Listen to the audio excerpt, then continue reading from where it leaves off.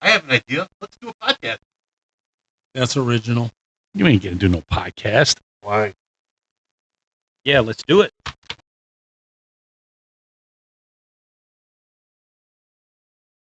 Hello, everybody, and welcome to the Comic Asylum. My name is Ron, and I will be your orderly tonight.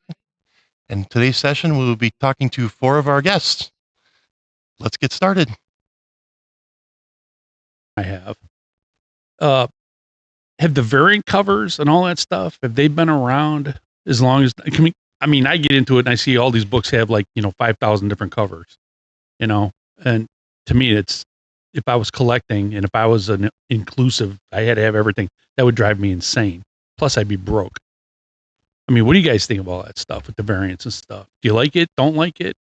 Well, I do like the variant covers because some of the artists, which are like very notable with their art, like J. Scott Campbell, Adam Hughes, Lobos, Alex Ross, those are like some of the artists, like just by the cover, if they come out with a variant cover of the same issue. So we're talking about variant covers, and Marvel seems to have the market cornered on this, although DC has been doing really interesting things with Now, multiple. when you say the market cover, do you think they got the best artist? No, I just mean in general they're overdoing it. Oh, I see. But they do have some that are really nice, like the cover for a variant cover for X-Force 5. Very nice. Captain Marvel Dark Past. 3 covers came out. Very nice. I could see collectors. One of them was a J. Scott Campbell. Just in general, personally, I like Marvel art better. Some characters do well. DC Lobo #1 and #2, the higher grade 5.99. Both those covers were really nice, and they sell well. In the industry, just like it used to be in the record industry, they used to spend a lot more time on covers because covers is what draws you in. Absolutely. If the cover is lousy, people won't even look at the book. No. Right. So they need to spend more time on covers and probably less covers. Just get a good cover, and if you have a decent story, you shouldn't have a problem selling your product. No, the artwork's going to draw you in. Too bad they can get better writers in some of those stories. We have a great cover, but the story sucks. It's just a way of selling it for them. It's a way of selling the book to get more people to buy the book by putting variant covers up. People say, "Oh, I like this cover. I'll buy this one." Well, I mean, come on. That's the whole idea of the variant covers. That's saving comic books right now. But comic book is an art form. So to some people, there are a lot of people out there that collect comics but don't read them. True. Yeah. Well, like the cover. They like the artwork. I like the artwork also. Well, was with the X-Men, Uncanny X-Men or something like that, was the #1 selling comic? They say probably the reason it sold so many because they had like 4 different covers, and that's before they started doing any of that stuff. Well, that was the Jim Lee X-Men. Okay. I'm not sure what year that came out.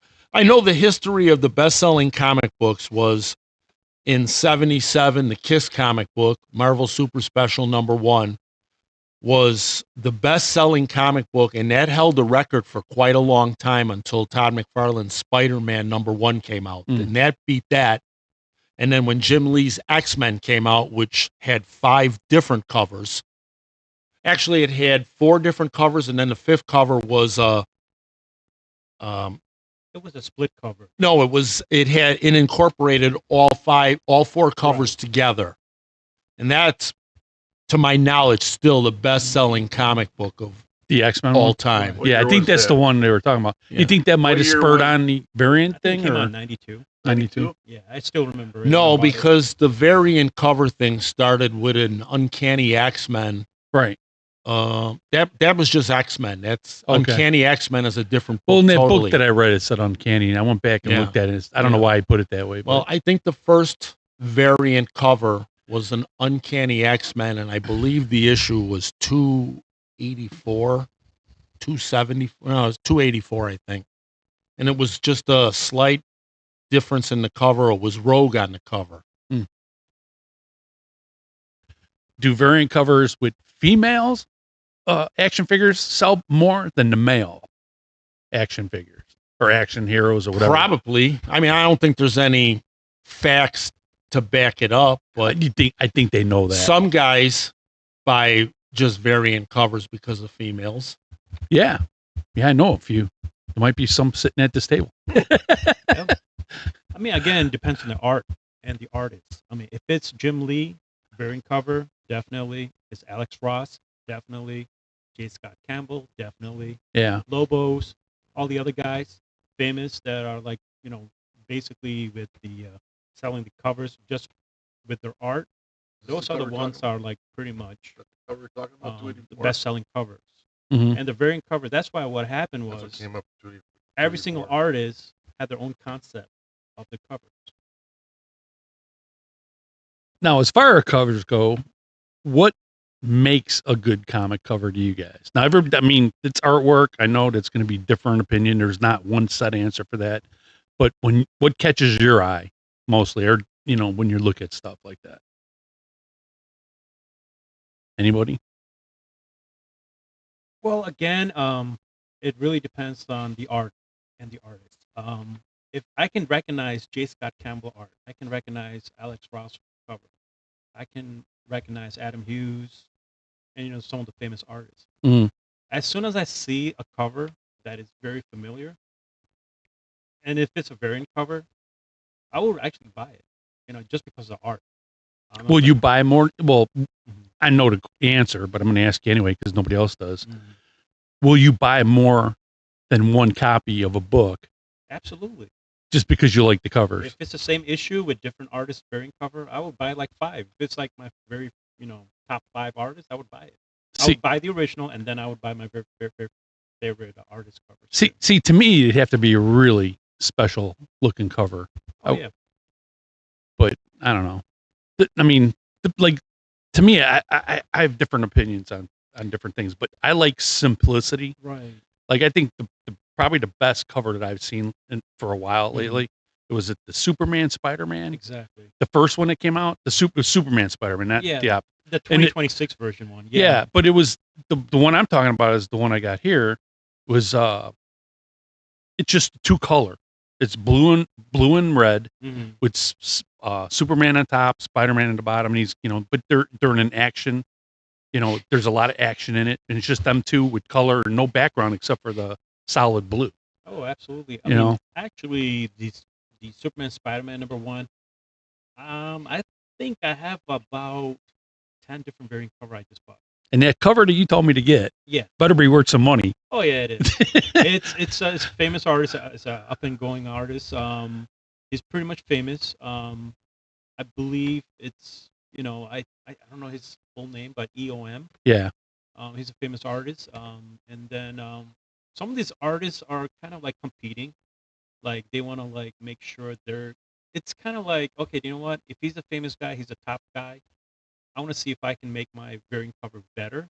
Not even better, but top selling cover. Mhm. Pretty much, some of their arts are unique than others, and I mean, like I said, like Superman, Spider-Man is one of the example that different artists contributed to the variant covers, and I like them all. I like them all, and not only that, I mean, they actually are just keeping as first print, and they're coming with different variant covers, and that's probably gonna be it's Superman, Spider-Man. That's gonna be the top selling Yeah. comic. I mean, that's 2 legends right there. Yeah. So, I mean, Corey, what draws your eye? I mean, you end up doing a lot of ordering and stuff, working here and stuff, and a lot of times you pick maybe just one copy of an issue, to get because you don't want to get a bunch of different variants all the time. What do you think? Are you looking for that you think other people? Because you're buying stuff that other people, think other people are going to like. So, what are you looking for mostly? Well, I'm not really sure where you got that assessment because I usually buy multiple covers, but I don't have a tendency to buy more than one of a cover that's not previewed so I can see what I'm buying. So a lot of times I end up with variants that are real sharp, but because when the order form was due, you couldn't see the book, Oh, really? and They make that's you buy why that I stuff? end up just keeping them for myself and not putting them in the store. Hmm. And unfortunately, that's not good for the consumer who's driving around looking for them after they release them online. So you don't get to see the covers? No, I don't get to 'Cause see the covers on a lot of stuff. There's a website I look at. You could see the covers that are coming out, all the variants and everything for up to at least a month. Right. At least a month ahead of time. Okay. So I don't know how far. But I mean, order 2 months ahead of time. 2 months, yeah. So I don't know So do you know the website I'm talking available. about? I don't know how far Well- back, how far forward you can go. I don't know. The app that I use to check the variant cover that's coming out or coming soon is Geek Comics, Key Collector Comics. That's one of them, and the other one is CLZ. Okay, yeah. Yeah. I'm using something else.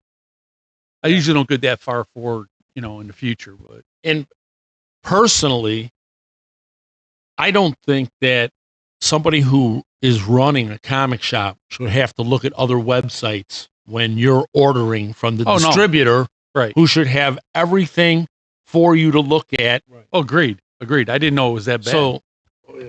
it's and that's terrible. Both? That's both? It's terrible. It's Marvel more than DC. Oh, Really? DC usually has more covers presented. Oh, they do. Yes. Wow. Marvel is notoriously terrible with doing this. The variants. I think the hardest ones are like a store would have to buy so many covers in order to be able to purchase another variant or something like Yeah. that. like a retail. And you can't even see what the variant is. So Jeez. why would I bother? And they don't even tell you who the artist is either, so you don't lot have of a times clue They what. don't. Wow. Yeah, the only time they see it, like when they open the box, that's when they say, "Oh, here's a retail." Man, comic." that's brutal. They could sell you Right. anything they want. Right. I mean, can you imagine walking into a car dealership? I want to order a car. All right, well, we ain't got a picture of what it looks like. Yeah, no. That's a big no. Right. I mean, obviously we're talking a big difference in price, but Yeah. regardless, Yeah. you know. No, that's crazy. I didn't Oh, know it was that bad. Besides dinosaurs, what do you think you need to have on a cover, or Godzilla or Planet of the Apes? I'm open to anything on the cover.